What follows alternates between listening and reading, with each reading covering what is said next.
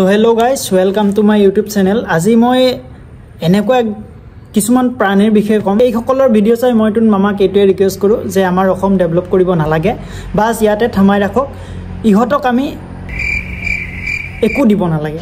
এইজন হৈছে বলিউডৰ উৰ্ফিজি আৰু চেম কপি কৰিছে এই ছোৱালীজনী আকৌ আহিছে অসমৰ উৰ্ফিজি হ'বৰ কাৰণে। অ' ভাই চাহাব, তাৰপিছত মই যদি এনেকুৱা ছোৱালীৰ বিষয়ে কিবা এটা কৈ দিওঁ তাৰপিছতে কিছুমান জ্ঞানী বাবাই আহি কৈ দিব যে ভাই তোৰ চ'চ বেয়া।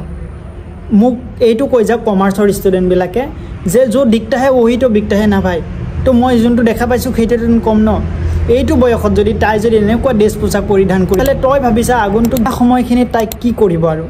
তো মই ৰিকুৱেষ্ট কৰিম আমাৰ ওচৰত যে এনেকুৱা মানুহৰ কাৰণে অসম উন্নতি কৰাৰ কোনো দৰকাৰ নাই।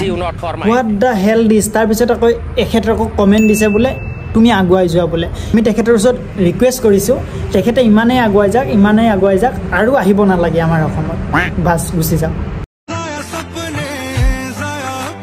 ইহঁতৰ বয়সত আমি কি খেলা আছিলোঁ জানা?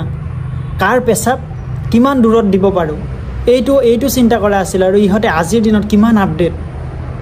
চেলুট ভাই তহঁতক চেলুট।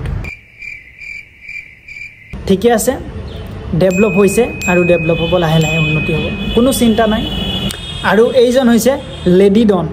মানে ইমানেই ঘাটিয়া কমেণ্ট পায়, কমেণ্ট পঢ়িবলৈ কোনো মানে মুখ নাথাকে। সিহঁতে আকৌ ক'ব এতিয়া কি আহিছে যে মই আকৌ কাম বেক হ'ম নেকি।